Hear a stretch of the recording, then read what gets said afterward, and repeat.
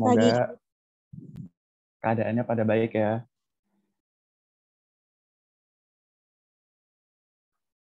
Oke, aku izin memperkenalkan diri dulu. Perkenalkan, bagi yang belum pernah gabung kelas sama aku, perkenalkan nama aku Syahrian. Aku sekarang kuliah di Universitas Gadjah Mada di Fakultas Geografi. Nah, di pagi hari ini tahu nggak sendiri, aku ditemenin sama tutor juga, namanya Gani. Silakan Gani buat perkenalan dulu.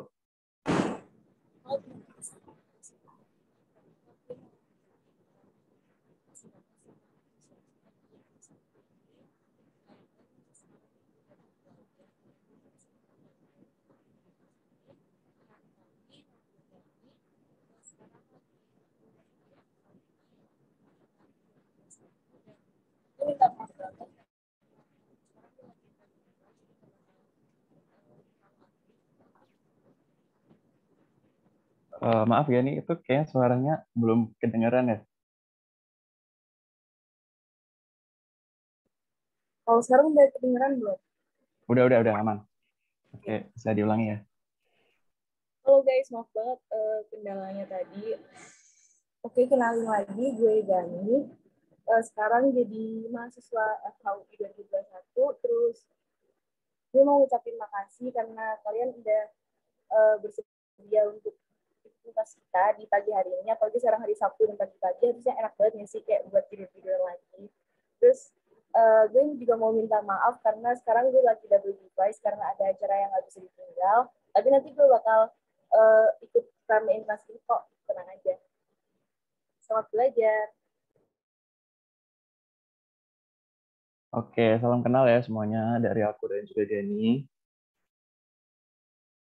Mungkin kita mulai aja. Sesuai jadwal pada pagi hari ini kita akan diskusi. Aku menyebutnya diskusi aja ya karena kita akan ngobrolin sebuah topik tentang geografi namanya sumber daya alam. Nah, apa sih yang akan kita bahas pada pagi hari ini? Jadi ada 4 topik yang akan kita diskusikan pada pagi hari ini. Yang pertama itu ada definisi dan juga pengertian dari sumber daya alam. Yang kedua itu ada jenis-jenis sumber daya alam. Yang ketiga ada persebaran dan penggolongan sumber daya alam. Dan yang keempat adalah pengelolaan dari sumber daya alam itu sendiri. Oke, kita langsung aja masuk ke yang pertama. Apa itu sumber daya alam? Teman-teman bisa banget nih, ada yang mau menyampaikan pendapatnya, atau yang mereka udah tahu, bisa banget on mic, atau mau ketik di kolom chat, boleh banget.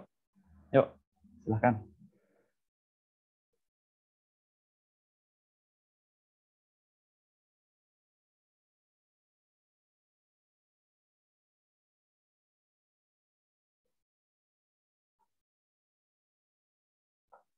Hasil dari alam, boleh. Yuk, yang lainnya, yang mau on mic boleh banget nih, biar nggak sepi ini roomnya. Hayati non hayati, bisa.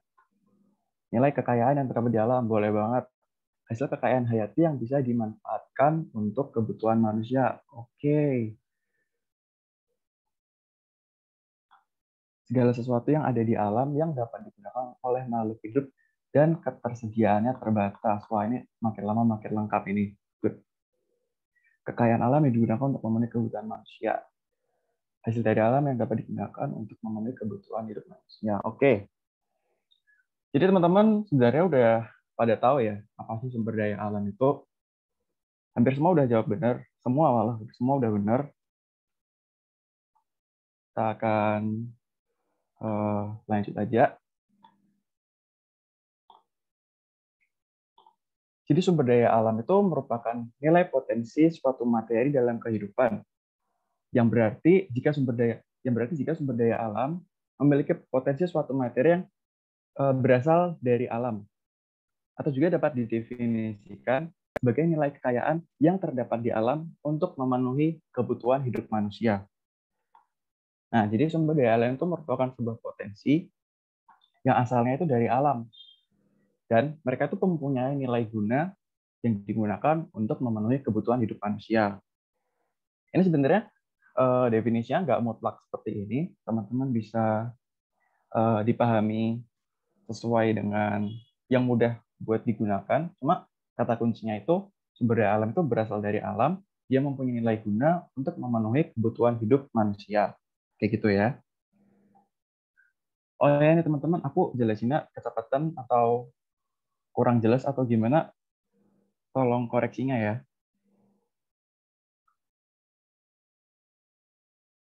Kalau kecepatan bisa bilang aja.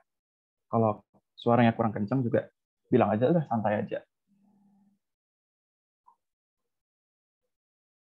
Buat pengertian dari sumber daya alam, udah pada paham semuanya?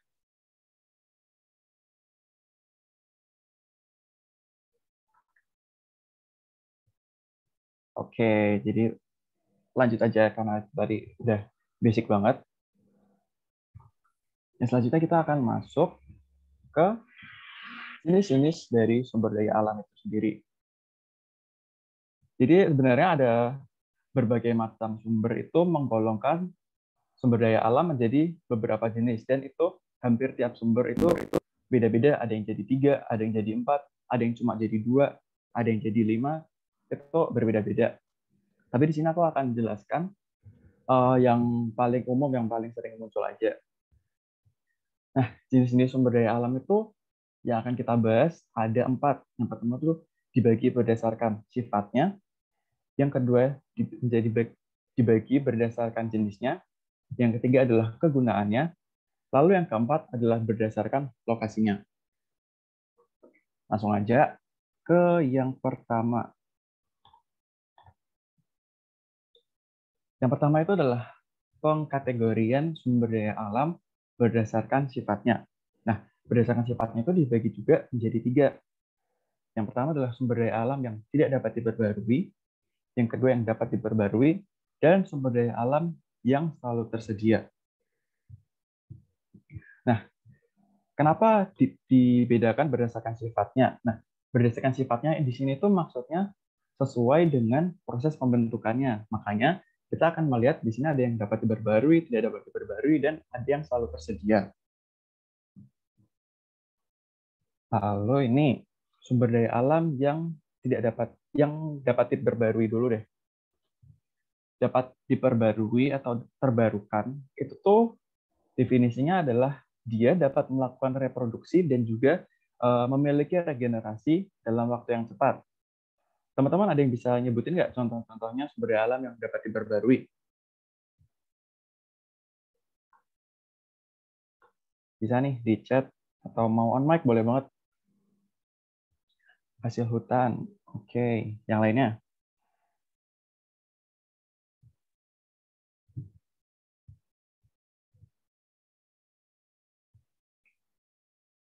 Tanah, bisa banget. Flora, fauna. Oke, jadi teman-teman ini udah kurang lebih udah tahu bedanya ya. Nah, sedangkan kalau yang tidak dapat diperbarui itu kebalikannya. Kalau yang tadi itu dia memiliki regenerasi dalam waktu singkat, kalau yang tidak dapat diperbarui itu regenerasinya dalam waktu yang sangat lama, bahkan bisa sampai ratusan hingga ribuan tahun, jutaan tahun bahkan. Contohnya itu kayak hasil tambang. Nah, benar banget nih. Hasil tambang itu kan misalkan seperti minyak bumi dan juga batu bara, itu kan awalnya juga dari makhluk hidup kan, dari tumbuhan dan juga hewan. Tapi proses untuk jadi batu bara dan minyak buminya kan itu memakan waktu yang sangat lama. Gak bisa mereka mati sekarang, besok pagi udah bisa diambil hasilnya, kan gak bisa. Itu memerlukan proses yang lama hingga ratusan ribu tahun. Jadi itu mereka bisa habis. Ada suatu ketika mereka sumber daya alam itu bisa habis. Lalu ada sumber daya alam yang selalu tersedia. Sumber daya alam yang selalu tersedia itu contohnya seperti matahari, udara, energi pasang surut. Itu mereka yang selalu tersedia tanpa adanya proses regenerasi. Jadi mereka selalu ada seperti itu. Oke, lanjut.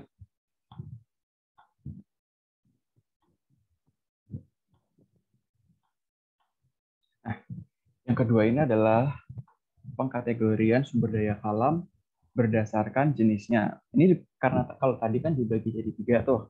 Kalau yang ini dibagi jadi 2, lebih simpel, lebih menjurus.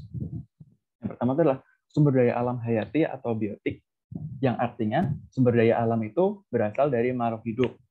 Sedangkan yang kedua itu adalah sumber daya alam non hayati atau yang biasa disebut dengan abiotik. Artinya sumber daya alam itu tidak berasal dari makhluk hidup. Nah, sumber daya alam abiotik atau non hayati ini tuh disebut juga dengan sumber daya alam fisik, yang sumber daya alam itu berupa benda-benda mati. Contohnya seperti tadi, bahan tambang, tanah, air, angin. Itu juga termasuk sumber daya alam non hayati karena mereka bukan, istilahnya mereka tidak hidup.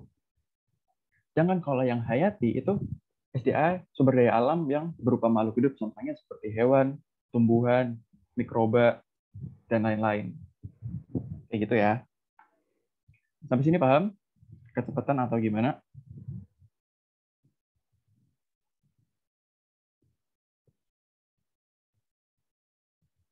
Oke, good, good.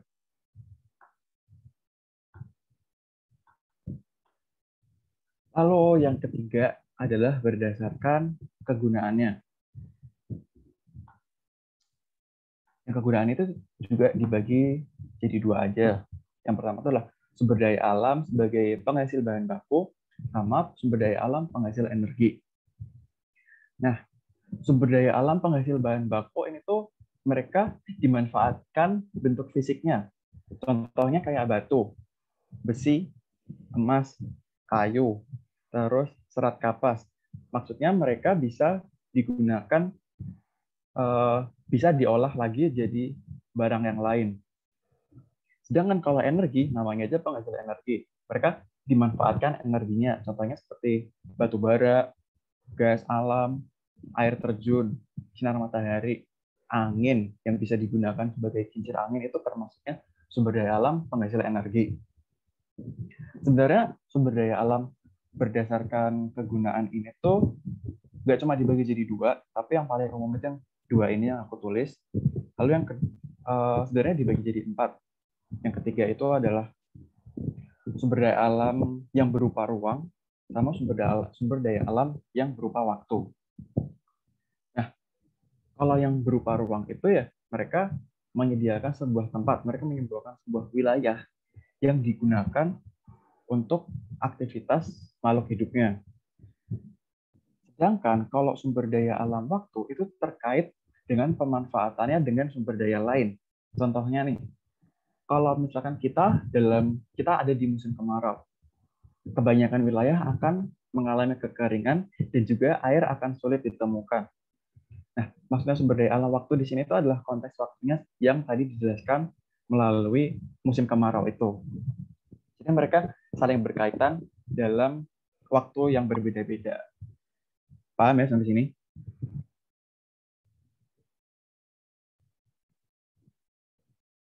Paham, Kak. Oke, siap. Kita lanjut ke yang keempat nih. Ini yang cukup banyak. Jadi pengelompokan sumber daya alam berdasarkan lokasi atau tempatnya. Nah, berdasarkan lokasi atau tempat itu sebenarnya cuma dibedakan menjadi 2, yaitu ada dari sumber daya perairan dan juga sumber daya daratan. Kalau perairan ini namanya, kata lainnya adalah akuatik, sedangkan kalau daratan namanya terestris. Kita kulik yang perairan dulu. Yang perairan itu sebenarnya yang pertama adalah perikanan. Biasanya perikanan ini tuh dipengaruhi oleh adanya suhu dan juga kedalaman air laut. Maksudnya persebaran ikan itu kan mereka berbeda-beda ya. Ada yang di laut dalam, ada juga yang masih sering muncul di permukaan. Nah, perbedaan itu juga menimbulkan sebuah sumber daya alam yang istilahnya beraneka ragam juga. Selain di laut kan juga ada ikan yang berkumpul di sungai, danau, tambak gitu-gitu juga bisa. Jadi tidak semata-mata hanya berada di laut aja. Lalu yang kedua itu adalah kekayaan pesisir. Oh ya, kalau kekayaan pesisir ini tuh masuknya ada di 12 mil dari garis pantai terluar, pulau-pulau terluar. Aku lupa ini termasuk dalam perjanjian apa. Oke, kalau nggak salah perjanjian Juanda. Kalau nggak salah, maaf ya. Kalau nanti teman-teman bisa cari yang membagi wilayah-wilayah pesisir Indonesia yang jadi batas landas kontinen, zona ekonomi eksklusif, sama laut internasional. Nah, teman-teman bisa cari di situ. Tapi kalau kekayaan pesisir ini yang dimiliki Indonesia itu berada di dalam 12 mil dari garis pantai pulau terluar Indonesia. Nah, proses sumber daya alamnya di sini tuh masih dipengaruhi oleh daratan. Contohnya seperti terumbu karang dan juga hutan bakau atau mangrove. Mereka kan masih, istilahnya mereka masih tumbuh di daratan, tapi letaknya di pesisir. Lalu yang ketiga adalah padang lamun, yaitu tuh tumbuhan yang akarnya ada di dasar laut dangkal, tetapi muncul ke permukaan. Tapi dasarnya itu tertutup oleh laut. Contohnya itu seperti kayak mangrove tadi, ya kan akarnya berada di daratan yang tertutup oleh air laut, tetapi pohonnya itu masih nampak di permukaan. Contohnya seperti itu. Lalu yang keempat itu ada pariwisata. Biasanya kalau pesisir, pariwisatanya adalah pantai. Nah, pariwisata itu biasanya dikembangkan sebagai namanya adalah wisata bahari, yang mereka punya korelasi kuat sama perairan dan juga kelautan. Lalu yang kelima adalah energi dan pertambangan. Dalam hal energi air laut ini tuh bisa dimanfaatkan sebagai pembangkit listrik, yaitu pembangkit listrik tenaga gelombang laut. Nah, sedangkan kalau dalam hal pertambangan, seperti mineral, gas bumi, itu kan banyak dicarinya itu di dasar laut. Lalu juga nih, minyak bumi serta gas alam. Itu kan mereka terdapat di endapan cekungan tersier. Biasanya mereka nambangnya juga di laut lepas. Lalu buat yang industri-industri pertambangan industri yang sangat dekat dengan kita, kalau di perairan itu pasti ada industri garam. Nah, itu bisa juga dikategorikan sebagai sumber daya perairan yang menggunakan air laut. Buat yang sumber daya perairan, gimana? Udah paham?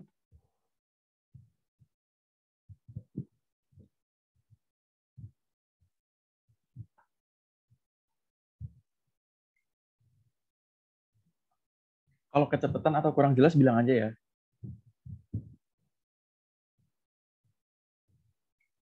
Yang energi tadi gimana? Energi yang mana ya?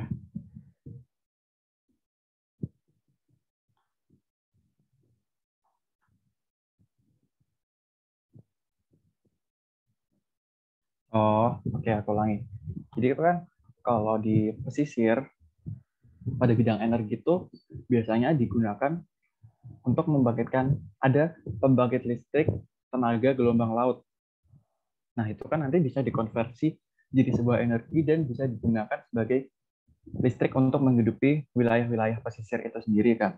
Sedangkan kalau pertambangan, pasti kita kepikirannya akan minyak bumi yang ditambang di laut lepas. Nah, sebenarnya mereka itu juga termasuk di sumber daya perairan karena mereka ditambang. Mereka melakukan kegiatan penambangan itu di laut lepas. Mereka bukan nambangnya di daratan. Makanya mereka dikategorikan sebagai sumber daya perairan.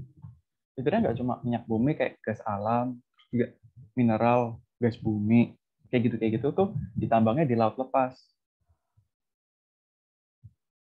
Sebenarnya gitu aja sih perbedaannya. Gimana? Masih kurang paham? Kak, nanti ada kuis nggak? Ada ya, nanti akan dilanjutkan sama Denny nanti kuisnya. Oke, kita akan lanjut ke yang sumber daya alam pada daratan. Sebenarnya itu yang pertama ada pertanian, peternakan, kehutanan, pertambangan, pariwisata, perikanan air tawar, dan air payau. Oke, kita akan bahas yang pertama itu adalah pertanian. Nah, oke, seperti yang kita ketahui, Indonesia itu kan terkenal dengan negara agraris ya. Kenapa Indonesia sangat cocok sebagai negara agraris itu ya karena karakteristik tanah Indonesia sangat cocok dan sangat apa ya istilahnya sangat cocok tadi untuk bidang agraria. Contohnya tuh digunakan sebagai ladang, tegalan, sawah. Nah, sawah ini tuh baik untuk irigasi dan juga sawah pada hujan, perkebunan, dan juga pertanian industri. Nah, selain faktor fisik seperti tanah tadi, faktor teknik itu juga diperlukan dalam pertanian. Contohnya faktor teknik tuh kita harus pintar-pintar mengolah tanaman tersebut. Contohnya melakukan rotasi tanaman. Jadi kita merotasikan, mengganti-ganti tanaman yang digunakan sebagai komoditas pertanian tersebut supaya tanahnya tuh istilahnya bisa lebih subur dan juga bisa digunakan untuk jenis tanaman apa saja. Lalu yang kedua adalah peternakan. Nah, peternakan itu dibagi jadi 3, yaitu ternak hewan besar. Contohnya seperti sapi, kuda, sama kerbau. Lalu hewan kecil, contohnya seperti kambing dan juga domba, sama peternakan unggas, contohnya seperti itik, ayam, bebek, dan lain-lainnya. Nah, persebarannya itu biasanya kalau di peternakan unggas itu di Jawa Barat cukup banyak. Sama kalau di Sulawesi Selatan itu yang cukup banyak adalah peternakan kerbau. Sedangkan kalau di daerah Nusa Tenggara itu yang cukup banyak, yang cukup mendominasi itu adalah peternakan kuda. Jadi kalian teman-teman bisa cari-cari kayak persebaran peternakan sama yang sebelum-sebelumnya buat tambah pengetahuan juga.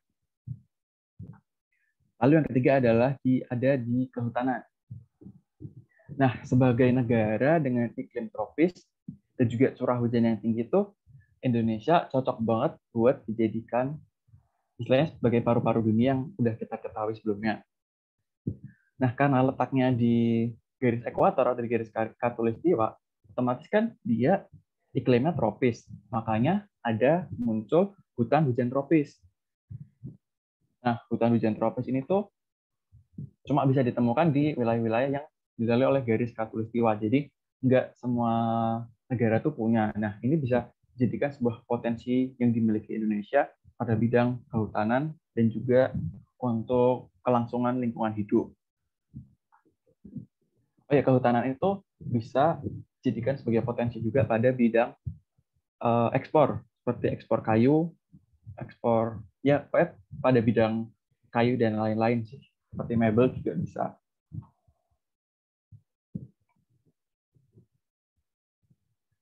Nah, tadi ada pertambangan, di sini juga ada pertambangan. Nah, bedanya apa sih? Kalau tadi pertambangan di perairan itu kan kita lebih banyaknya ke minyak bumi, gas alam, mineral dan lain-lain. Tapi kalau daratan, contohnya itu adalah emas. Seperti yang ada di Freeport Papua. Mereka kan melakukan penambangan itu tidak di laut lepas, tapi masih berada di daratan. Lalu yang terakhir adalah perikanan air tawar dan juga air payau. Perikanan air tawar atau air payau ini disebut juga sebagai perikanan darat. Nah, itu biasanya ditemukan di rawa-rawa, waduk, atau tempat-tempat lain, istilahnya dibudidayakan di tempat yang baru. Kayak gitu, oke? Sampai sini paham buat sumber daya alam daratan?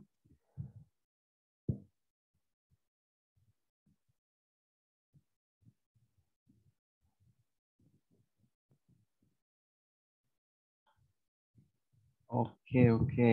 Oke, kita lanjut.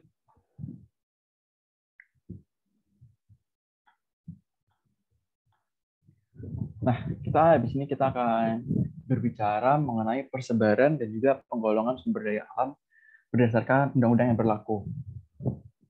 Kalau yang namanya persebaran itu kan pasti tiap wilayah memiliki komoditas yang berbeda-beda. Nah, kenapa sih kita harus belajar persebaran itu? Supaya kita bisa lebih tahu, kita lebih paham gimana sih. Karena perbedaan itu kita akan menimbulkan sebuah masalah yang baru dan juga solusi yang ditawarkan itu juga akan berbeda. Makanya kita perlu memahami persebaran dalam geografi ini. Oke, jadi yang pertama adalah persebaran sumber daya alam non-hayati. Seperti yang sudah dijelaskan tadi, non-hayati itu yang bukan berupa makhluk hidup. Kita bisa lihat di sini ada aluminium, biji besi, grafit, granit, dan minyak bumi, dan lain-lainnya. Di sini aku mau jelaskan yang cukup sering muncul aja. Yang pertama itu ada minyak bumi. Nah, daerah-daerah penghasil minyak bumi di Indonesia itu ada beberapa. Yang pertama itu ada di Cepu di Jawa Tengah. Yang kedua itu ada di Cirebon, ada di Palembang, ada di Jambi, ada di Tarakan, Kutai Kartanegara, Riau, dan juga Sorong. Itu tempat-tempat yang sering banget dijadikan untuk melakukan pertambangan minyak bumi. Lalu yang kedua itu ada gas alam. Nah, daerah penghasil gas alam di Indonesia yang cukup banyak itu ada di Aceh, namanya daerah Arun, di Nanggroe Aceh Darussalam. Lalu ada di Bontang di Provinsi Kalimantan Timur, ada di Sumatera Utara dan juga Sumatera Selatan. Lalu yang ketiga adalah ada batu bara. Batu bara yang cukup banyak ditemukan di Indonesia itu ada di Sumatera Barat. Nama daerahnya adalah Ombilin, itu dekat dengan Sawah Lunto di Sumatera Barat. Lalu di Sumatera Selatan, di daerah Palembang itu juga ada, namanya adalah Bukit Asam. Pasti teman-teman juga udah familiar sama yang namanya Bukit Asam, dekat dengan Tanjung Enin, di dekat Palembang juga. Lalu kalau Timah pasti teman-teman udah pada nonton film Laskar Pelangi, yang latarnya itu kan ada di Bangka Belitung. Nah, orang tua dari tokoh utama si Laskar Pelangi ini kan dia bekerja sebagai penambang timah di Bangka Belitung. Jadi komoditas timah di Indonesia tuh hampir semua didapatkan dari wilayah Bangka Belitung. Lalu ada yang selanjutnya adalah emas. Yang tadi di Freeport di Papua itu mereka mengandung kandungan emasnya itu sangat banyak. Lalu ada juga di Tembagapura. Ada juga di Tasikmalaya. Lalu mungkin ada juga sumber daya alam berupa belerang. Belerang yang sering ditemukan di pegunungan itu. Biasanya kalau belerang itu ditemukan di Jawa Barat, namanya ada di Garut, namanya Telaga Bodas. Dan juga di Jawa Tengah juga ada penghasil belerang namanya di Dataran Tinggi Dieng. Mungkin itu buat sumber daya alam non hayati yang cukup sering keluar. Untuk selebihnya tadi teman-teman bisa kulik-kulik sendiri, dan juga ini petanya sebenarnya juga udah menggambarkan cukup jelas buat sumber daya alam ini, paham ya persebarannya.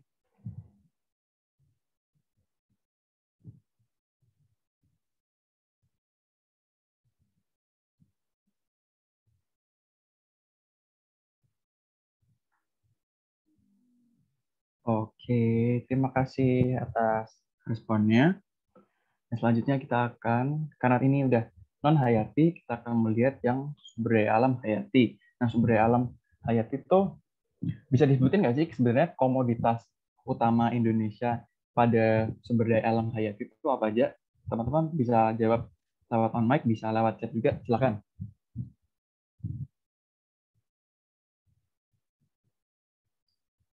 Sebenarnya di sini juga ada, tapi nggak apa-apa, teman-teman bisa ikut aktif di sini. Oke, kina, pala, kelapa sawit. Ya, bisa banget kelapa sawit. Kayak yang kelapa sawit yang biasanya ditemukan di daerah Kalimantan itu. Cengkeh, teh, kopi, bisa kopi-kopi di daerah Toraja itu cukup banyak. Dan cukup terkenal juga, ada juga kopi luwak, jadi kopi yang paling mahal di dunia. Minyak kayu putih bisa banget.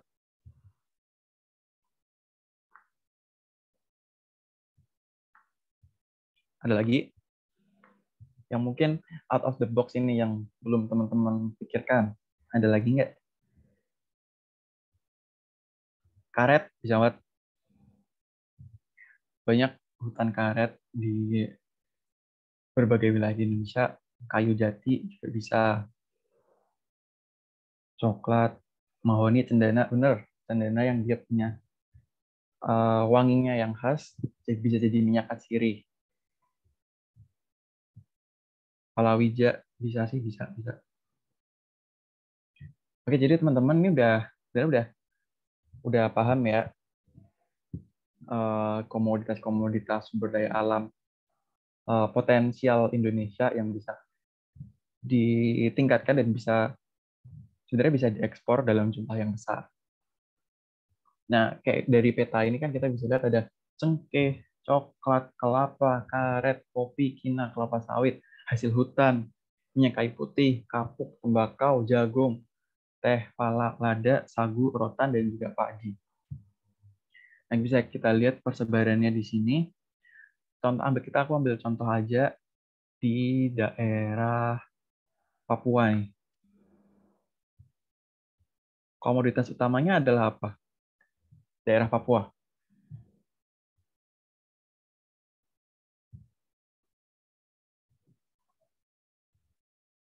Yap, benar banget, sagu. Jadi sebenarnya ini bisa kita lihat dari makanan sehari-hari juga ya, kalau misalkan di daerah Jawa, Sumatera, Kalimantan gitu kan, mereka juga masih banyak orang yang menanam padi. Makanya padi itu dijadikan sebagai makanan sehari-hari.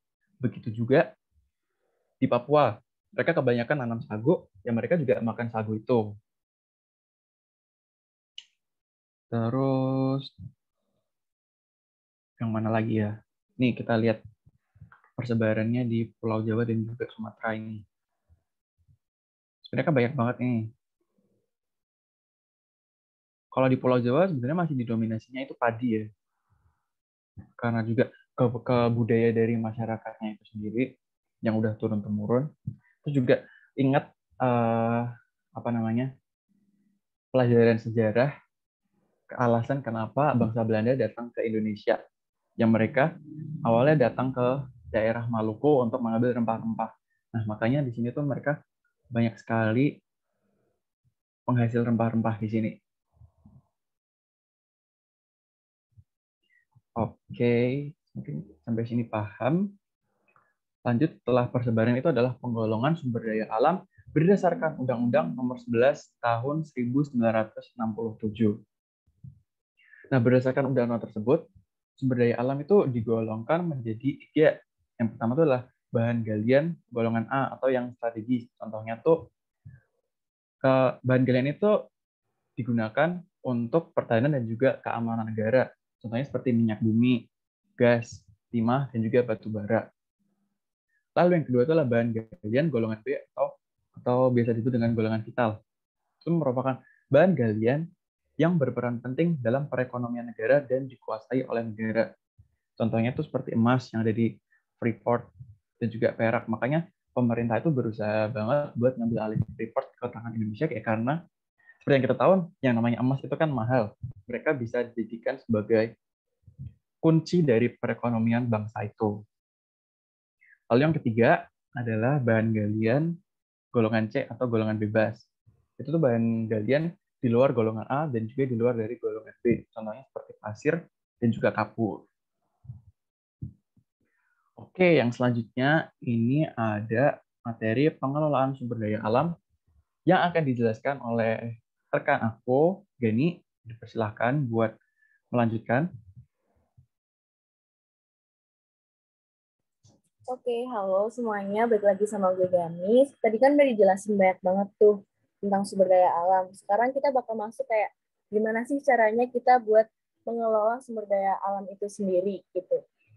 Karena kan tadi pengertiannya yang namanya sumber daya alam tuh segala sesuatu yang ada di alam yang bisa berguna gitu buat kehidupan kita. Tapi sekali lagi kalau misalnya kita nggak bisa mengelolanya, kayak sama aja buat apa gitu ada hal-hal tersebut di alam. Oke, boleh di next.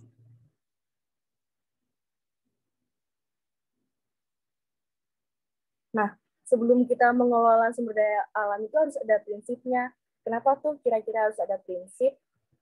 Karena kalau misalnya kita mengelola hanya sekedar mengelola, kayak apalagi kita manusia ya, kayak banyak banget kesalahannya dan nggak sempurna sekali lagi.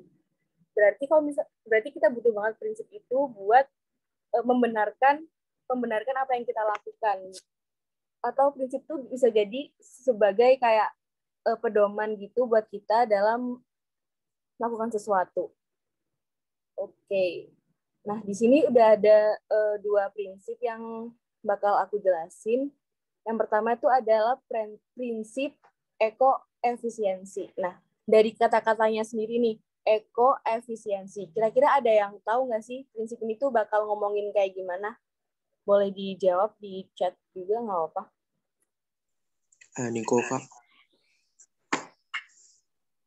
Mau izin menjawab, Kak. Ya, halo.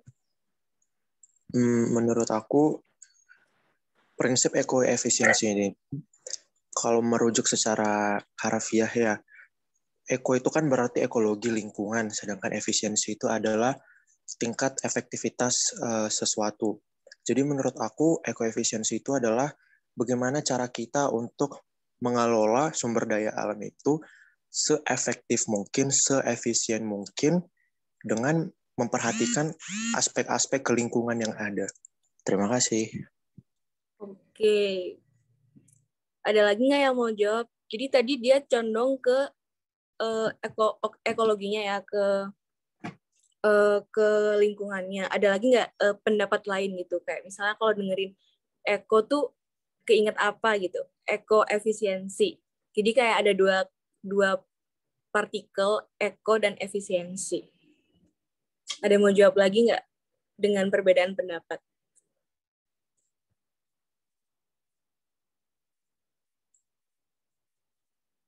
Oke, kalau misalnya pada masih belum mau jawab, aku langsung jelasin aja. Jadi di sini ekoefisiensi ini maksudnya kayak dalam pengelolaan sumber daya alam itu kita harus mengedepankan dan nggak boleh lupa tentang aspek ekologi dan ekonomi.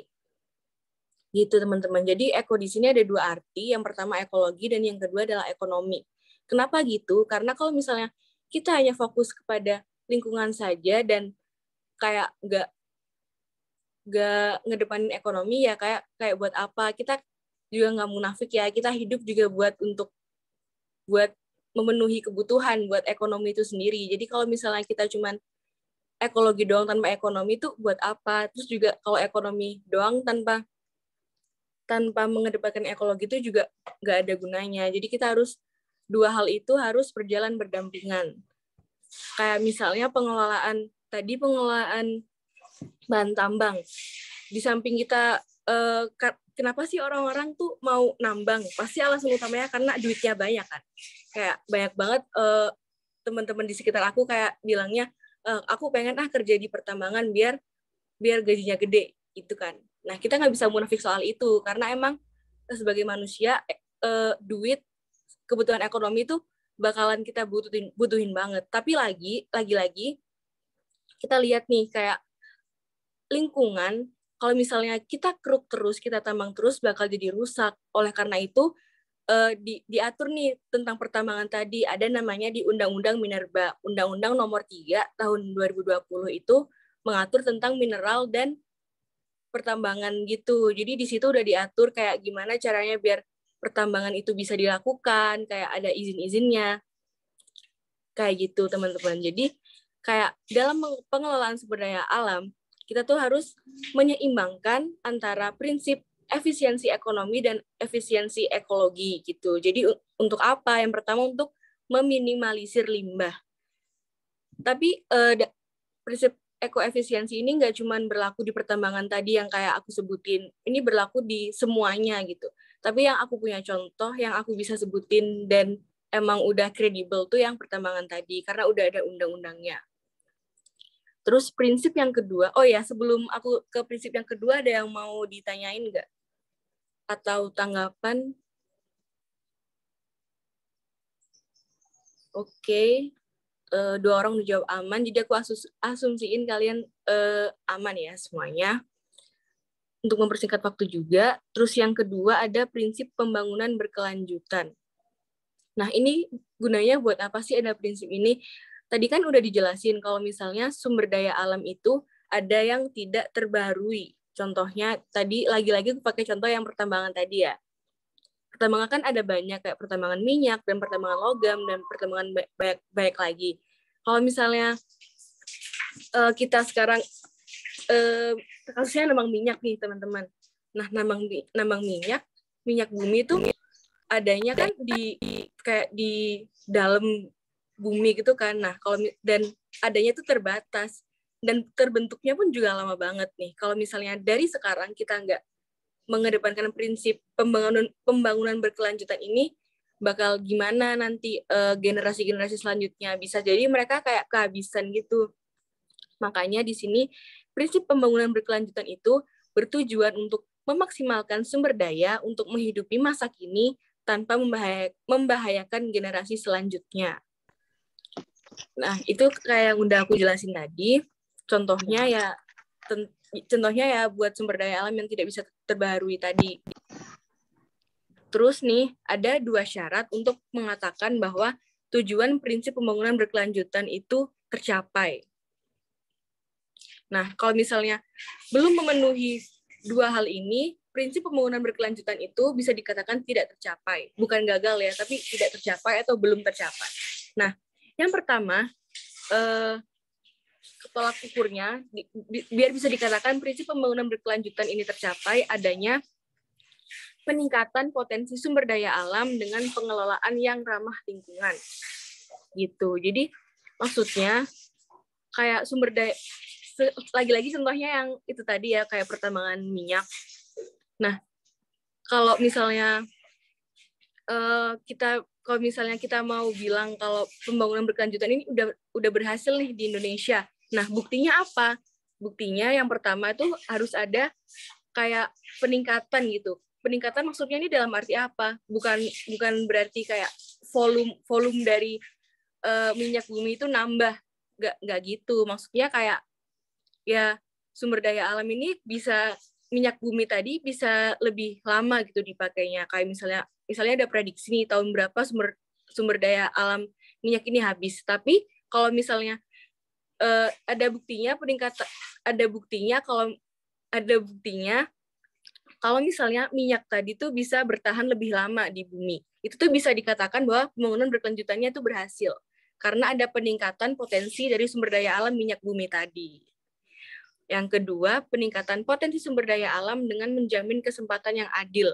Nah, lanjut dari aspek yang tadi, kalau menjamin kesempatan yang adil pada setiap masyarakat itu maksudnya jadi nggak ada masyarakat yang tertinggal akan sumber daya alam ini. Jadi kayak generasi selanjutnya tuh masih bisa menikmati sumber daya alam yang aku sebutin tadi, contohnya kayak minyak bumi. Oke, boleh lanjut. Oh, sebelumnya ada yang mau ditanyain dulu nggak dari kedua prinsip ini?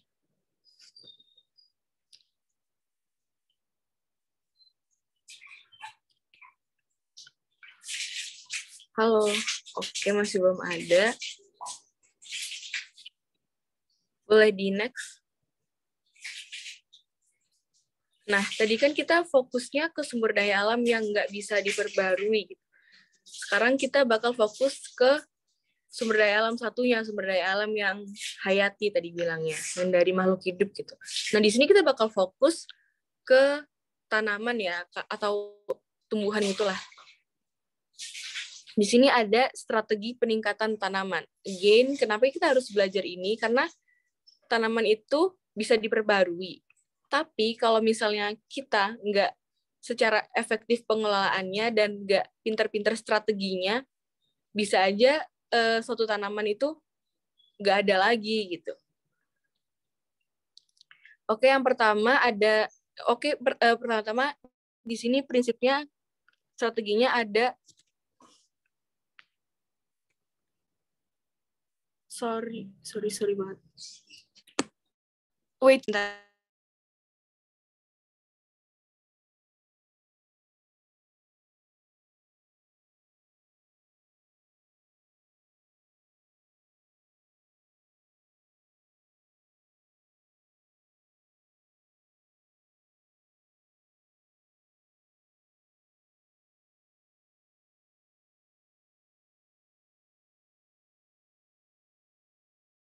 Mic-nya mati, Kak.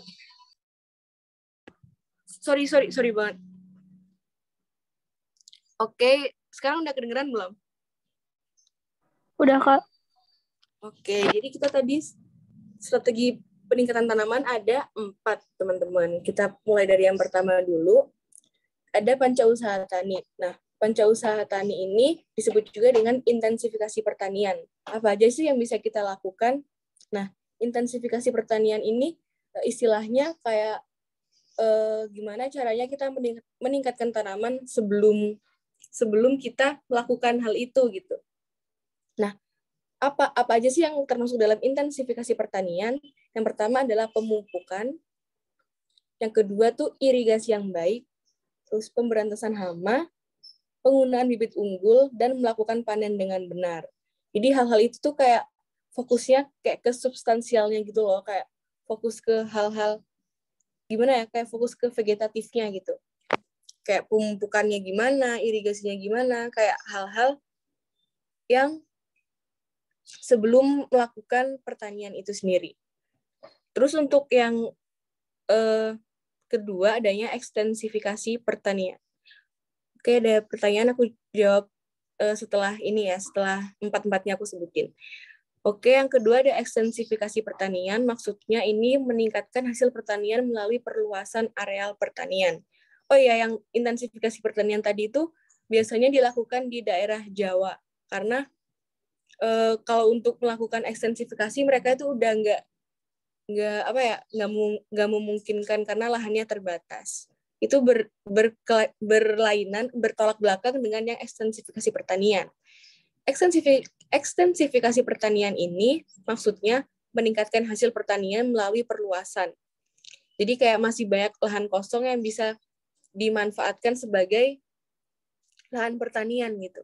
Nah, strategi yang kedua ini biasa dilakukan di daerah-daerah yang lahannya masih banyak yang kosong. Contohnya kayak di Kalimantan, itu tuh banyak banget dilakukan ekstensifikasi pertanian. Apalagi kayak kalian kalau misalnya tahu program transmigrasi, pasti penduduk dari daerah padat yang dipindahkan ke daerah yang jarang penduduk tuh pasti dikasih kayak suatu areal pertanian gitu, dan tuh luas banget. Itu salah satu strateginya. Kenapa sih dilakukan ekstensifikasi? Karena lagi-lagi kalau misalnya lahannya sempit, pastinya mereka cuma bisa menanam dikit aja kan. Kalau misalnya lahannya diperluas, pasti mereka bisa nanam lebih banyak lagi tanaman, dan hasilnya pasti bakal bisa increase gitu, bakal ada peningkatan. Terus untuk strategi yang ketiga adanya rehabilitasi. Nah, rehabilitasi ini maksudnya kalau misalnya rehabilitasi ini dilakukan kalau misalnya udah ada evaluasi. Misalnya habis panen yang pertama kayak evaluasinya kok tanamannya buruk, kok nggak laku di pasaran, ini kenapa? Makanya itu dilakukan rehabilitasi. Caranya tuh meningkatkan hasil panen dengan memperbaiki mutu tanah. Nah, memperbaiki mutu tanah dengan apa? Bisa jadi dengan pemupukan yang benar atau dengan cara-cara yang lain gitu. Terus untuk strategi yang terakhir ada diversifikasi pertanian. Kalau dari kata-katanya aja sih udah kelihatan gitu ya, diverse gitu, diversifikasi. Kayak artinya tuh diversifikasi pertanian ini maksudnya peningkatan hasil pertanian dengan cara menganeka-ragamkan jenis tanaman. Kayak misalnya suatu lahan gitu cuman ditanamin kentang misalnya. Tapi ditanamin kentang ini hasil semuanya tuh bakalan kalau misalnya ada kasus ternyata hasil dari panen kentang ini nggak bagus. Nah, karena mereka cuma nanam kentang aja, semuanya hancur kan, kayak nggak ada nilai jualnya semuanya. Tapi kalau kita misalnya menggunakan strategi diversifikasi pertanian. Misalnya kita di satu petak kita nanam kentang, di satu petak kita nanam cabai, di satu petak kita nanam bawang. Kalau misalnya ada salah satu komoditas yang rusak gitu, pasti ada backup-annya gitu. Ada komoditas lain yang bisa ngangkat nilai jual dari hasil pertanian kita. Gitu. Oke, sekarang aku mau masuk ke pertanyaan yang udah masuk. Kalau misalnya membandingkan masalah-masalah seperti kurangnya SDA, apakah ada cara lain untuk mencegah jika di Indonesia terjadi kurangnya SDA? Karena menurut beberapa web atau sumber yang aku lihat kan ada SDA. Bentar.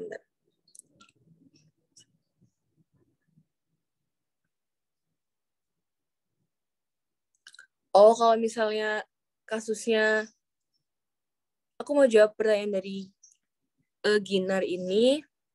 Cara lain untuk mencegah jika terjadi berkurangnya sumber daya alam. Ada 2 cara. Yang pertama tuh cara sebelumnya, kayak cara sebelum terjadinya itu dan cara saat terjadinya hal itu, sama cara sesudah. Kalau misalnya sebelum terjadi hal itu, kayak misalnya cara untuk mencegah kalau misalnya terjadi berkurangnya SDA. Nah, sebelum hal itu tuh kita harus punya aturan ya. Karena kan kita dikenal juga Indonesia itu sebagai negara hukum. Pastinya kita harus segala sesuatu yang kita lakukan tuh harus tidak bertentangan dengan hukum yang ada. Harusnya sih sekarang udah ada kayak undang-undang tentang pengelolaan sumber daya alam. Makanya dari pengelolaan itu kita harus kayak stick to the rules, kayak nggak boleh keluar dari peraturan-peraturan yang ada, biar ya tadi semuanya kebagian sumber daya alam yang kita semua ada kebagian sumber daya alam yang ada di Indonesia ini. Terus kalau misalnya udah terjadi hal itu, kayak misalnya ada suatu sumber daya alam yang berkurang secara signifikan sehingga ada masyarakat yang protes gitu, kayak aku nggak dapet sumber daya alam yang ini nih, kenapa di bagian sana ada gitu. Jadi caranya bener yang dikatakan sama Aras Kembang ini di kolom chat, ada sumber daya alternatif gitu. Contohnya kayak misalnya di daerah-daerah peternakan bisa aja mereka ganti LPG itu dengan energi biomasa, kayak mereka mengelola bahan energi dari kotoran-kotoran hewan, dari kotoran-kotoran ternak. Itu bisa disebut sebagai energi alternatif. Kayak gitu sih. Oke. Nah, teman-teman, kabar baiknya lagi, setelah materi strategi peningkatan tanaman ini, kita bakal ada pembahasan soal nih. Pembahasan soalnya nggak banyak-banyak banget, cuman ada 5 soal. Dan setelah pembahasan soal ini, kita bakal langsung kuis. Oke, jadi sebelum itu, ada yang mau ditanyain dulu nggak dari materi tadi? Kayak dari jam 10 kan kita udah bahas materi, sampai sekarang jam 11. Kayak, pada masih semangat nggak nih?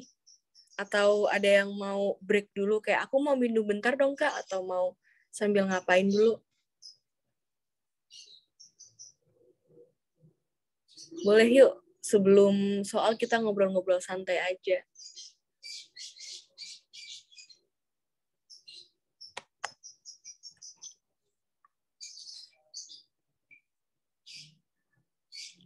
Halo, ada yang mau nanya-nanya tentang materi, atau yang out of topic juga nggak mau banget sebelum kita soal lagi nih, karena kan tadi materi udah lumayan menguras pikiran kan. Kalau misalnya langsung soal kan pasti bakalan, aduh kok langsung banget gitu.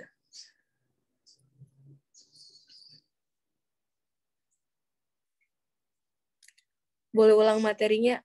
Boleh Kak. Ini maksudnya kayak diulang dari slide awal gitu ya, mau di screenshot doang kan?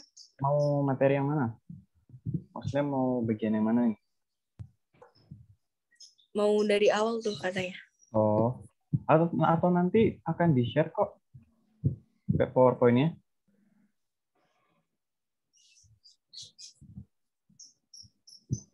Iya, betul. Nanti kalau apa namanya? Kalaupun di-share-nya lama, nanti bisa minta aku aja ya lewat Instagram. Aku akan drop.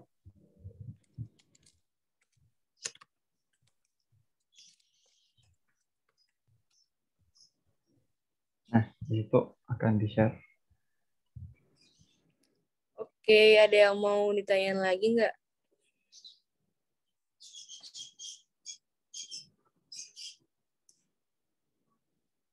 Kalau nggak ada, mungkin untuk mempersingkat waktu juga ya. Pasti kalian juga ada kesibukan lain habis ini. Boleh langsung aja kita bahas soal.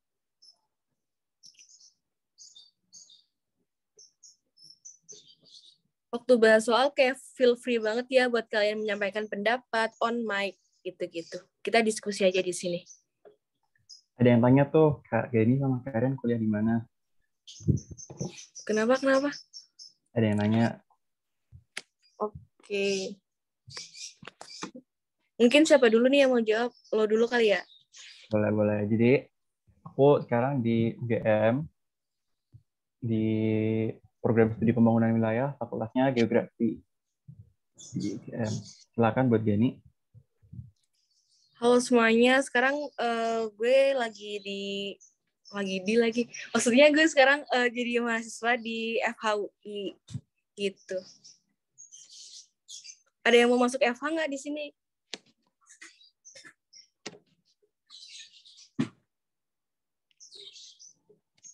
Mau FH mana?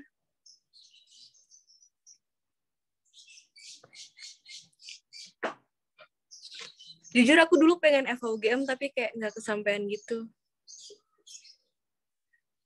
Aku jalurnya kemarin SIMAK. Aku FHUI. Masuk FH susah nggak?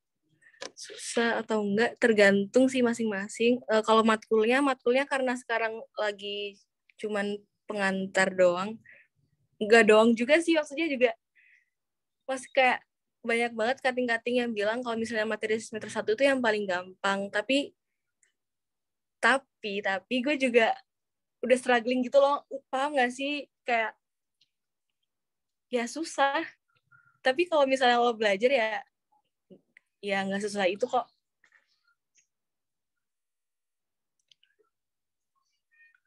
Kayak ada yang nanya, oh kenal Kak Irfan. Iya, dia itu sekelas juga kita.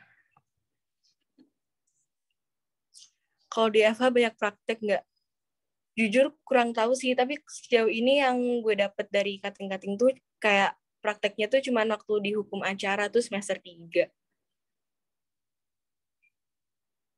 Menurut kakak buat FH harus gede di subtas apa? Jujur gue nggak tahu, kurang paham. Karena kemarin tuh kayak skor gue sama aja gitu loh, kayak di semua apa ya, di semua sub tuh kayak nggak ada yang menonjol dan nggak ada yang gitu loh, pokoknya standar aja. Oke, ini ada yang nanya, Kak dulu belajar UTBK di selang-seling apa fokus satu matpel dulu? Boleh dijawab tuh. Mungkin Syahrian mau jawab? Oke, ini juga ada juga jalur masuknya. Aku jalurnya SNMPTN, jadi aku nggak UTBK.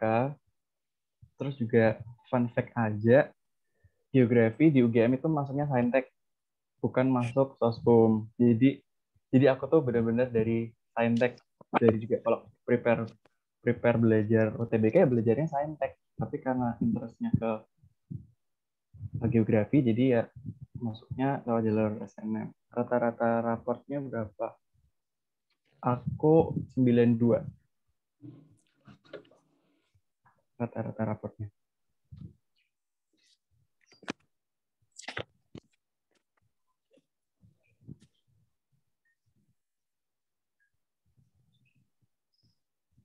Ada sertif, cuma sertifikat organisasi sih. Kalau berlomba-lomba nggak ada.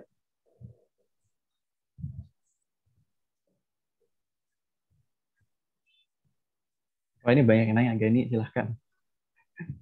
Oke. Aku jawab dari atas dulu ya. Kenapa milih ngajar geo? Karena aku dulu juga saintek karena aku linjur FYI. Jadi aku ngerasa kayak matkul di IPS tuh yang realistis gitu loh, yang lebih kayak pasti itu geografi. Karena kalau misalnya sosio tuh aku kayak nggak ngerti. Bahkan dulu banyak banget jawaban-jawaban di tryout aku tuh yang sering salah gitu, kayak bahkan kayak skor-skor tryout aku tuh yang paling jelek tuh ya di sosio gitu. Karena menurut aku kayak ini belajar apa? Karena aku kan dari saintek gitu, kayak kaget banget gitu tahu sosio. Terus belajarnya gimana di selang-seling?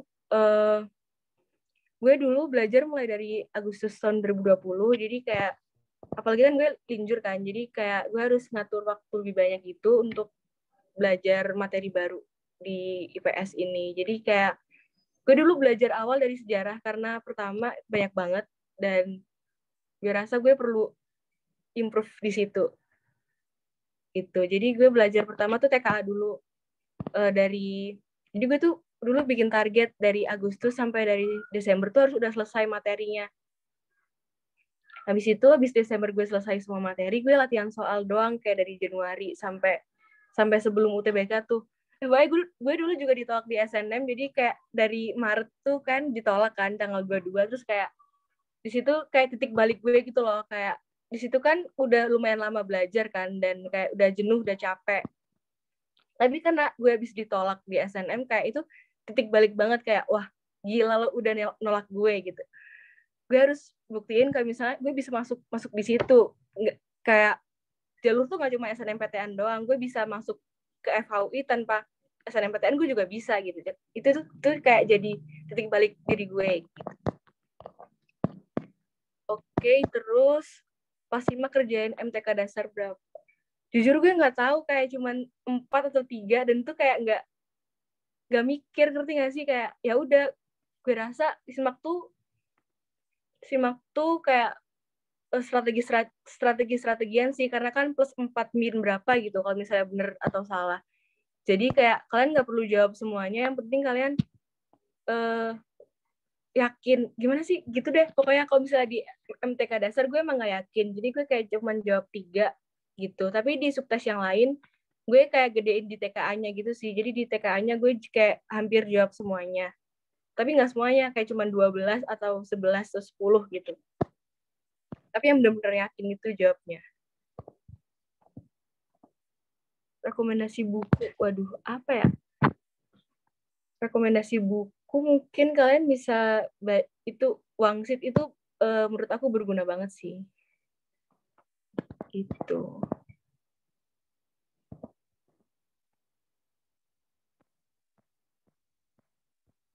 Oh, di SBM ini berarti gue ya, karena carian tadi SNM. Di SBM gue pilih FH Undip sama FH Unsud. Sebenarnya di SBM gue juga dapet, tapi kayak gue nggak mau di Undip, ngerti nggak sih, kayak pengen ke UI aja gitu. Jadi akhirnya gue simak lagi. Nilai simak tuh FYI nggak dipublish ya, jadi kita nggak ngerti skor kita berapa. Jadi nggak bisa ngira-ngira juga.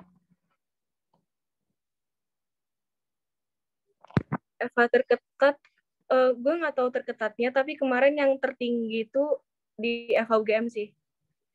Oke.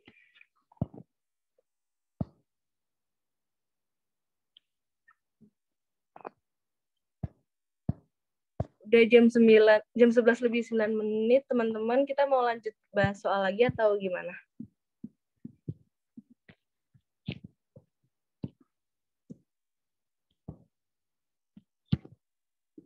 Mungkin bahas soal dulu aja kali ya. Nanti kalau setelah bahas soal mau sharing, dilanjut aja nggak apa-apa. Oke.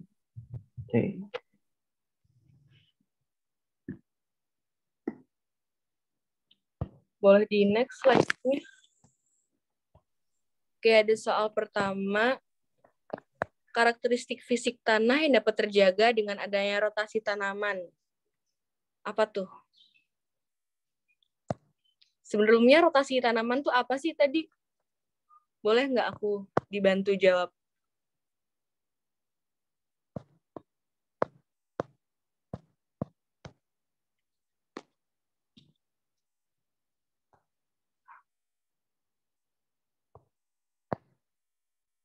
Ini udah ada jawab B 2 orang. Yang lainnya dong. Coba, atau kalau misalnya aku boleh nanya ke yang udah jawab nih, ke SBM 22 nih jawab B pertama. Boleh nggak on mic jelasin kenapa jawabannya B?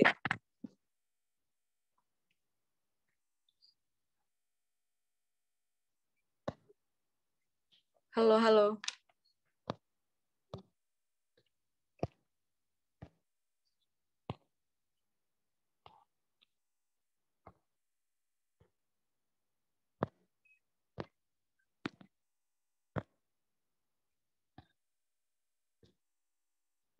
Oke, karena biar nggak lama juga, langsung aja ya. Nomor 1 ini jawabannya benar, yang struktur tanah. Kenapa gitu? Karena rotasi tanaman kan kayak yang diversifikasi tadi ya, kayak misalnya ada banyak tanaman gitu di satu lahan gitu, kayak misalnya bulan ini nanam padi, bulan ini nanam jagung, itu kan rotasi tanamannya. Jadi biar tanaman di lahan itu tuh nggak satu aja, nggak itu doang. Jadinya dengan adanya rotasi tanaman tadi, kayak struktur tanahnya tuh bisa tetap baik gitu. Karena kan masing-masing tanaman nyerap unsur haranya tuh beda-beda kan, beda-beda kadarnya gitu. Jadi kalau misalnya dilakukan rotasi, kayak strukturnya tuh bakal tetap terjaga. Sebenarnya struktur tanah itu apa? Jadi struktur tanah itu susunan bagian-bagian tanah gitu, yang menyebabkan tanah memiliki bentuk, ukuran, atau kemantapan yang berbeda-beda. Oke. Ada yang mau nanya nggak? Atau ada yang punya jawaban berbeda? Boleh banget kita diskusi di sini.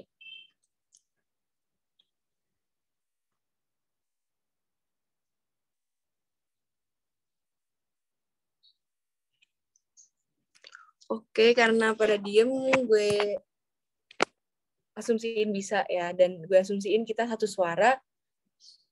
Oke, kita boleh lanjut ke nomor 2. Nah, nomor 2 ini soalnya upaya mengendalikan erosi yang dilakukan secara vegetatif pada lahan miring dapat dilakukan dengan cara apa nih? Boleh dijawab?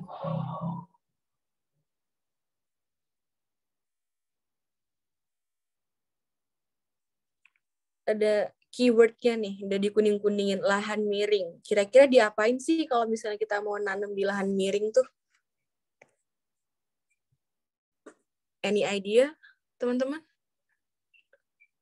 Boleh jawab di kolom chat atau yang mau on mic. Oke, udah banyak yang masuk jawabannya C. Jujur aku tadi juga sempat mikir jawabannya C, tapi ternyata setelah aku baca-baca lagi, surprisingly jawabannya E, teman-teman. Oke, SBM 22 nih dari tadi keren banget jawaban-jawabannya. Boleh nggak aku minta ditemenin di sini? Boleh on mic nggak SBM 22? Kayak kenapa sih jawabannya E gitu? Padahal banyak banget teman-teman yang jawab C.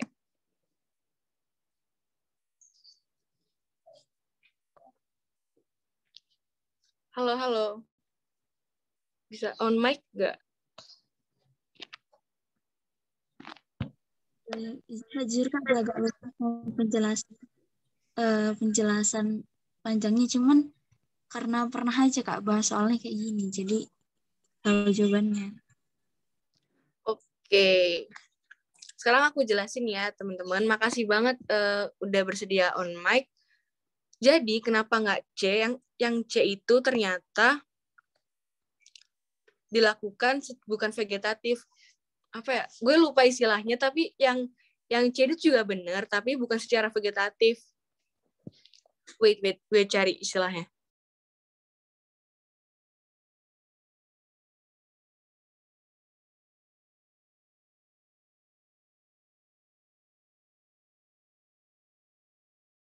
Oke, yang C itu benar, tapi secara mekanik, teman-teman. Bedanya mekanik dan vegetatif itu apa? Caranya mekanik itu maksudnya tanahnya yang diolah. Nah, karena di sini yang ditanyain vegetatif. Vegetatif itu maksudnya metode penanaman tanamannya. Jadi jawabannya yang benar tuh yang contour strip cropping. Maksudnya apa? Jadi contour strip cropping ini adalah teknik penanaman tanaman dengan menyesuaikan garis kontur pada area yang miring gitu. Jadi kalau misalnya lahannya miring kayak gini, contour strip cropping itu berarti tanamannya tuh ditanam ya di jalur itu, nggak keluar dari jalur itu gitu, teman-teman. Oke, wait. Ada chat masuk. Soalnya jalurnya sejajar. Iya, benar, jalurnya sejajar gitu. Karena kita harus menyejajarkan cara penanamannya gitu. Ada yang mau nanya lagi? Atau ada yang belum jelas?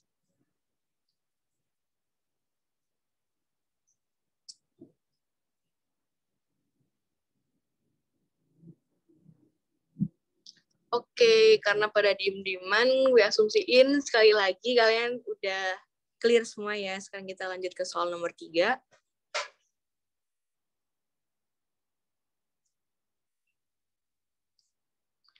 Nomor 3, penyebab penyusutan potensi sumber daya air tanah di kota adalah faktor peningkatan di bawah ini, kecuali.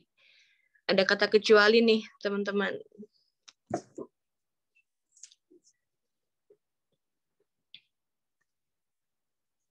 Yang A, laju pembangunan fisik.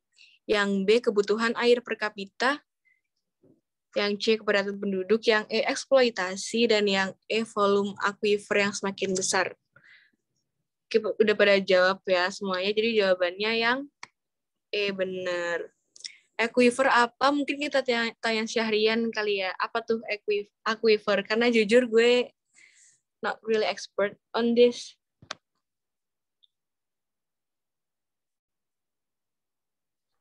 Oke, jadi aquifer itu adalah air tanah yang dangkal. Jadi dia tuh air tanah tuh ada yang lapisannya dia di dalam, ada yang lapisannya masih dalam permukaan tanah yang masih belum terlalu dalam. Jadi dia itu masih dangkal di dalam tanah itu sendiri. Paham ya? Jelasinnya gimana?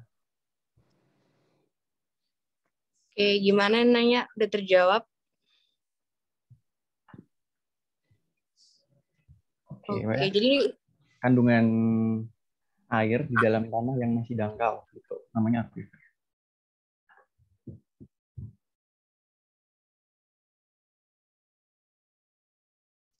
Oke, berarti udah pada clear ya nomor 3 karena udah banyak banget yang jawab E. Boleh next. Soal nomor 4, sumber energi biomasa biasanya dimanfaatkan untuk pemenuhan energi bagi masyarakat perdesaan. Karena kenapa nih? Kenapa mereka menggunakan biomasa? Apa sih yang mendasari mereka gitu? Alasannya kenapa? Yang A, adanya teknologi belum berkembang, yang B, harga minyak tidak stabil, yang C, potensi energi relatif terbatas, yang D, ketersediaan bahan melimpah, dan E, biaya operasional rendah. Sorry, Mat. Boleh banget teman-teman dijawab di chat juga nggak apa-apa. Apa sih jawabannya yang nomor 4 ini?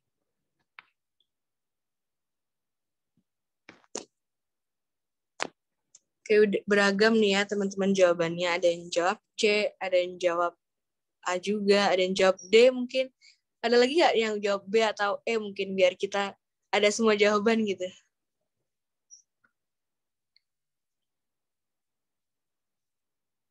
Oke, ada lagi yang jawab A.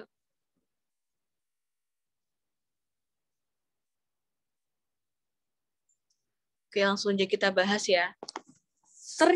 Ternyata jawabannya nomor 4 ini adalah yang D, teman-teman. Coba kita lihat lagi ya ke soalnya. Energi biomasa itu banyak dimanfaatkan karena apa? Jadi kayak kenapa sih energi biomasa ini dimanfaatkan di perdesaan? Nah, kata kuncinya tuh ada biomasa di perdesaan, dimanfaatkan. Kenapa tuh? Ya karena ketersediaan bahannya melimpah. Tadi kan udah sempat aku singgung kayak kalau misalnya di wilayah pedesaan tuh banyak peternakan. Nah, di peternakan ini pasti banyak kotoran-kotoran hewan dong, dan kotoran-kotoran itu bisa dimanfaatkan sebagai energi biomasa. Gitu teman-teman. Jadi jawabannya yang D, ada yang belum jelas atau ada yang mau menyanggah mungkin dengan pendapatnya?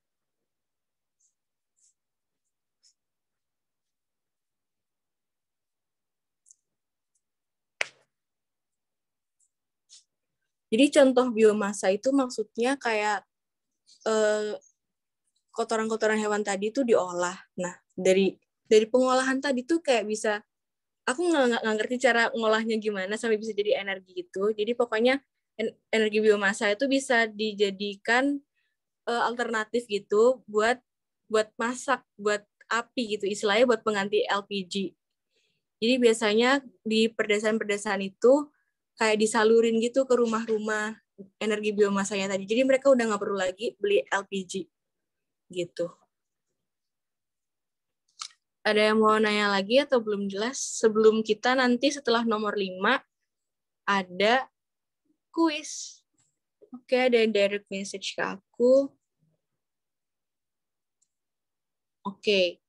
Jadi kenapa jawabannya yang D sekali lagi? Karena di sini kata kuncinya sumber energi biomasa dimanfaatkan oleh masyarakat pedesaan itu kenapa? Oke, aku jelasin lagi. Energi biomasa itu suatu energi alternatif yang bisa menggantikan bahan bakar LPG gitu. Nah, biomasa ini dibentuk atau terbentuk dari kotoran-kotoran atau limbah-limbah hewan.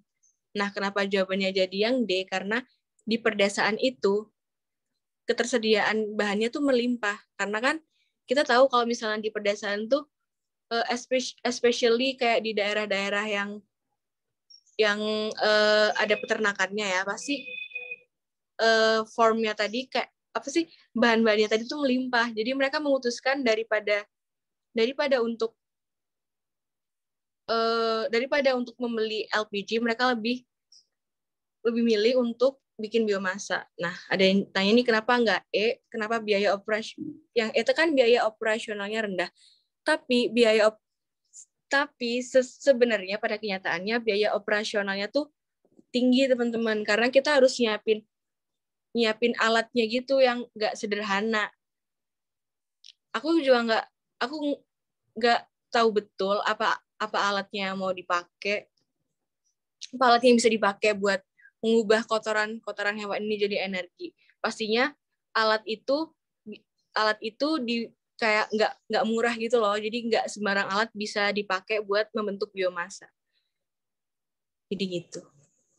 Oke, ada yang mau nanya lagi nggak?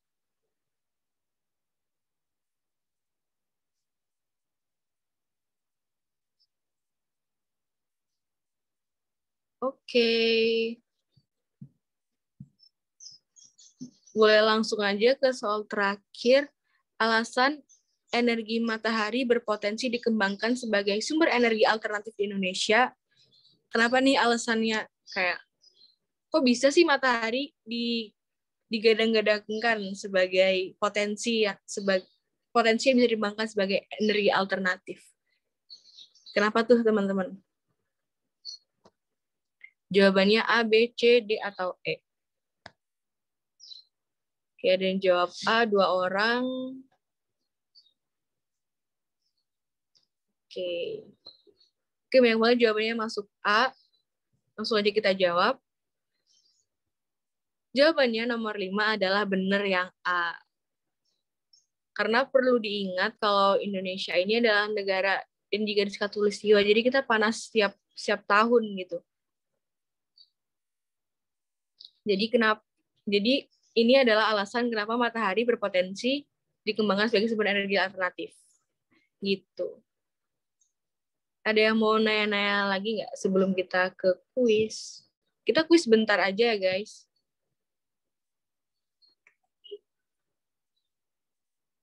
Kalau maksudnya yang E, jadi hujan orografis itu hujan yang terjadi karena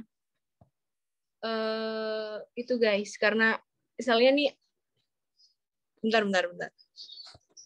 Mungkin Syahrian boleh take over dulu hujan orografis tuh kayak gimana?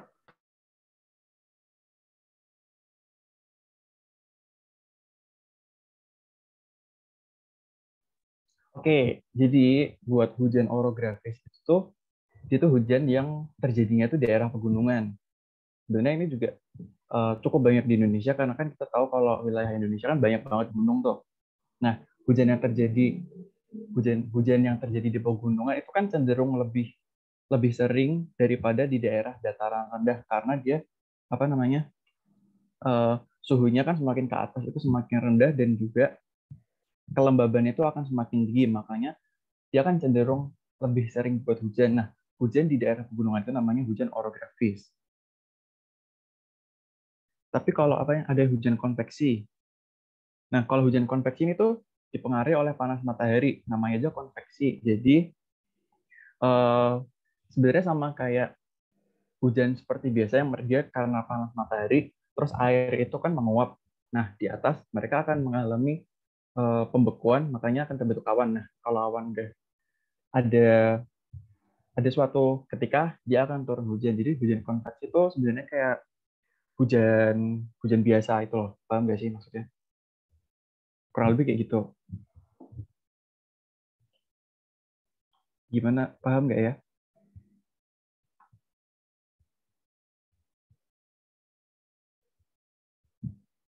Oke. Mungkin karena waktunya udah jam segini, langsung ke kuis aja kali ya. Boleh banget, kita langsung kuis aja nih.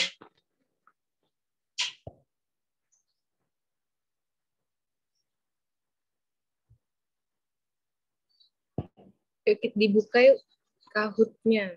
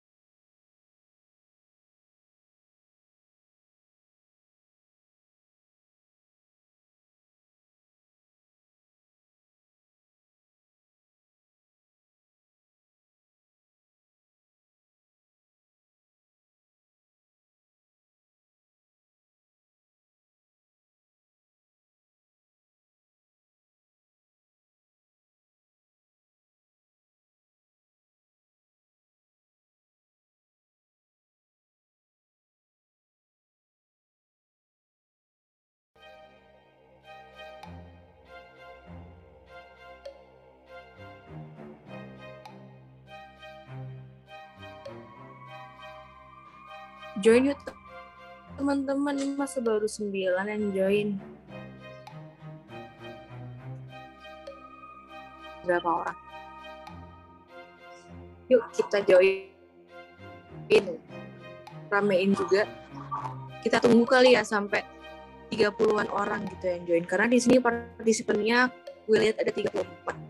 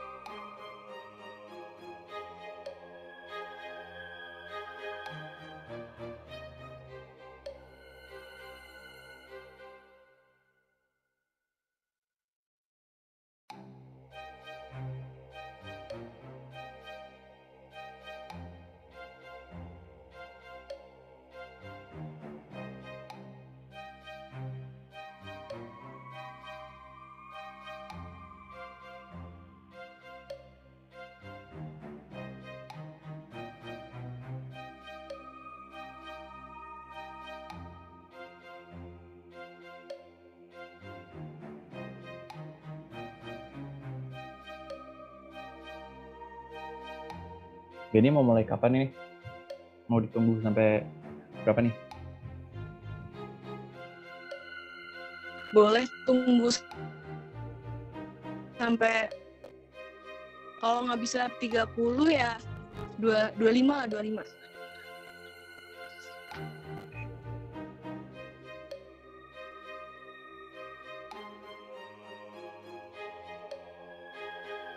Ya 24 nih, satu lagi yuk guys biar kita bisa cepet mulai.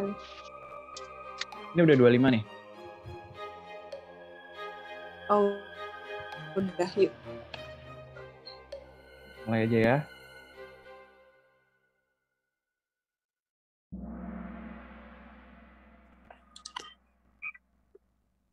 Oke, kita start aja.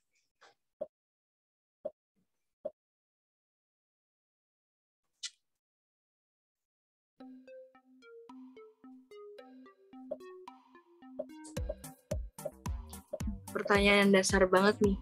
Sumber daya alam tuh apa sih sebenarnya? Udah langsung banyak aja nih yang jawab. Oke. Oh, ternyata masih ada yang salah ini. Gak apa-apa, buat belajar aja ya, oke?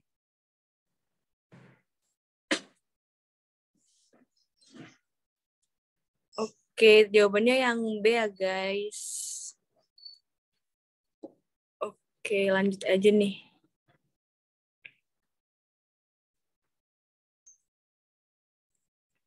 Pertanian yang termasuk sumber daya alam yang dapat diperbarui. Artinya, pertanyaan kenapa sih pertanian itu disebut sebagai sumber daya alam yang dapat diperbarui?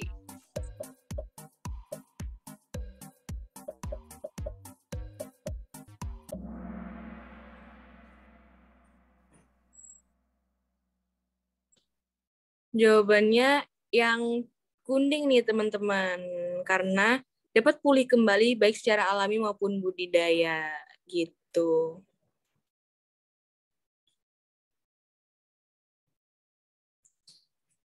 Oke, ini yang di podium nih nggak ganti-ganti nih. SBM 22 keren banget, dari tadi aku lihat-lihat juara 1. Tapi boleh langsung aja nih. Faktor-faktor di bawah ini mendorong pertanian di Indonesia, kecuali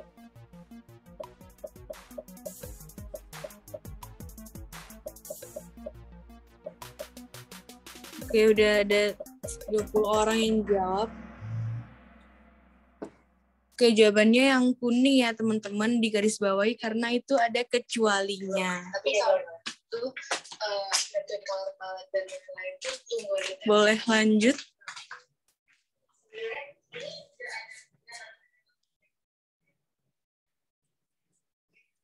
Oke, kita lanjut ke yang nomor selanjutnya. Usaha yang paling cocok untuk mengurangi kerugian petani apabila terjadi hama.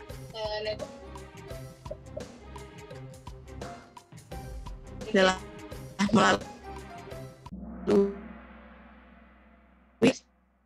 melalui kalau sama Tabina ya? Ya Mbak. Wait, ini nge-freeze gak? Sulit banget kok. Kita tuh kayak Oke, jadi jawaban yang benar itu diversifikasi ya teman-teman, karena ya apa namanya, buat memperbanyak jenis tanaman yang ditanam. Jadi kan misalkan hama itu tidak akan menyerang pada suatu jenis aja, tidak hanya bertahan pada satu jenis. Nah, dengan cara mengganti tanaman itu pasti mereka akan memerlukan adaptasi lagi yang lebih lama. Jadi hasil yang didapatkan tuh bisa lebih banyak daripada yang lainnya.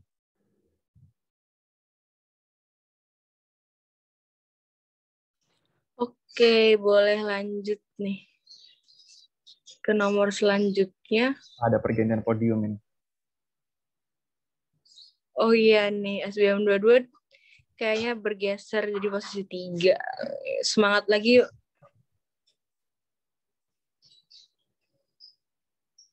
Oke, kayu cendana. Gimana ya kayu cendana? Ada yang tahu nggak nih? Oke, kayak banyak yang udah mulai jawab nih. Kayak dengerin banget ya dari tadi. Keren.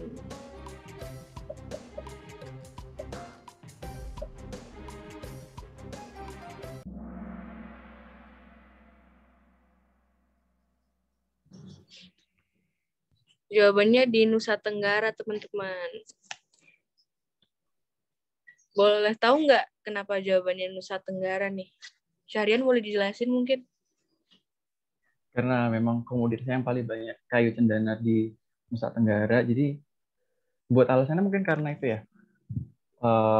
Apa namanya?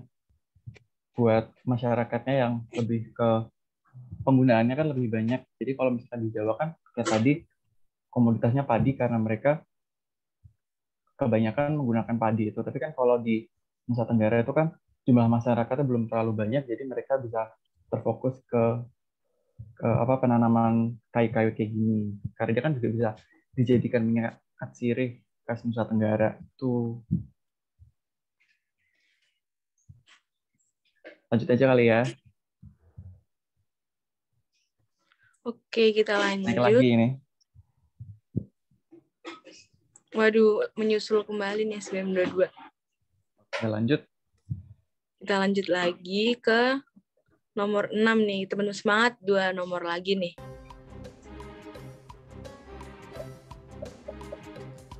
Kegiatan penangkapan ikan. Pukat harimau nih bahaya. Kenapa tuh?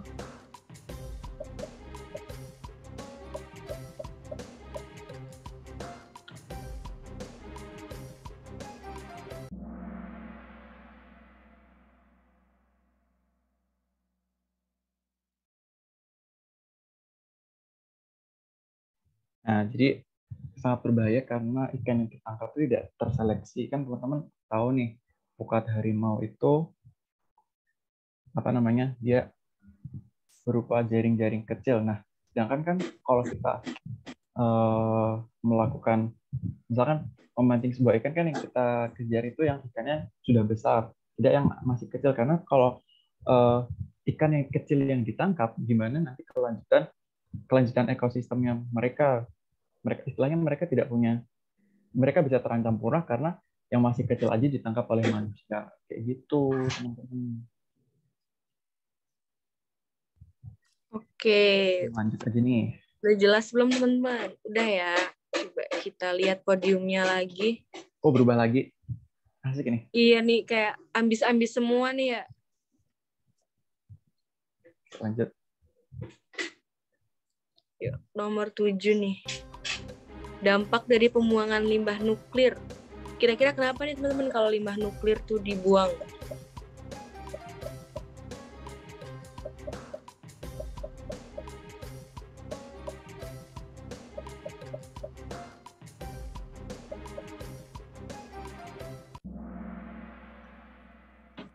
Oke, mayoritas sudah benar semua ini. Oke, jawabannya yang merah ya teman-teman. Jadi limbah nuklir tuh bahaya banget. Kalau kalian pernah tahu, kota Chernobyl itu dia jadi kota mati gara-gara adanya nuklir ini gitu. Boleh dicari tahu lebih lanjut. Mungkin boleh nonton filmnya, ada kok. Selanjutnya Ya, kita langsung lanjut ke pertanyaan nomor terakhir. Wah, podiumnya masih sama ternyata. Masih sama siapa ya nih yang nomor 1? PS Tanda Seru. Pertanyaan terakhir. Oke.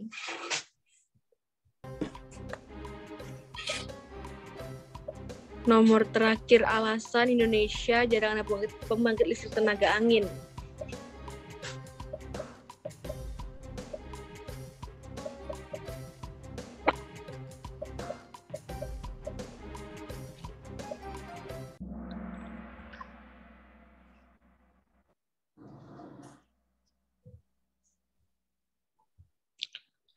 Oke, jawabannya yang ada 2 nih teman-teman. Ya, ada yang merah dan yang biru. Kenapa tuh kira-kira jawabannya 2? Boleh dijelasin kali ya sama Syahrian? Nah, kalau biaya produksi yang tinggi itu kan sebenarnya nggak cuma biaya produksi yang tinggi, kita butuh teknologi yang tinggi juga. Terus juga gimana cara kita memanage-nya, ya istilahnya sumber daya manusianya buat mengontrolnya itu kan juga membutuhkan kemampuan yang besar. Jadi istilahnya bisa dipikir-pikir lebih jauh lagi. Jangan kalau mengganggu migrasi burung itu, kalau dalam geografi itu namanya biogeografi. Nah, kita tuh mengkaji bagaimana sebuah makhluk hidup itu berpindah. Nah, salah satu itu ada migrasi burung. Nah, seperti yang kita ketahui kan kalau jenis-jenis burung di Indonesia itu istilahnya masih lokal. Jadi kemampuan migrasinya tuh masih belum sejauh burung-burung yang ada di luar sana. Jadi kemampuan masih rendah, dan kalau ada apa namanya, dengan adanya pembangkit listrik tenaga angin ini kan mereka bisa istilahnya ya tadi migrasi burungnya akan lebih terhambat karena kemampuan berpindahnya itu masih belum sejauh burung-burung yang ada di luar Indonesia. Kayak gitu, teman-teman.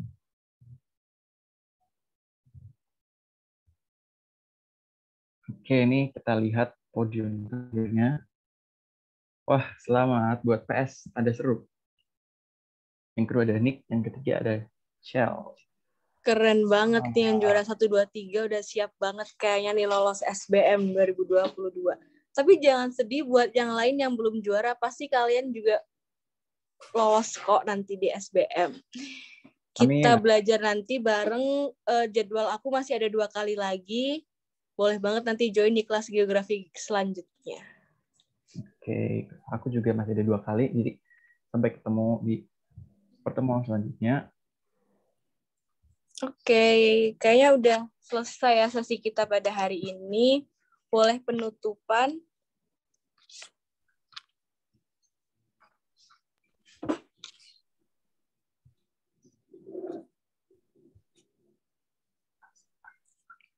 Nah, Oke, makasih.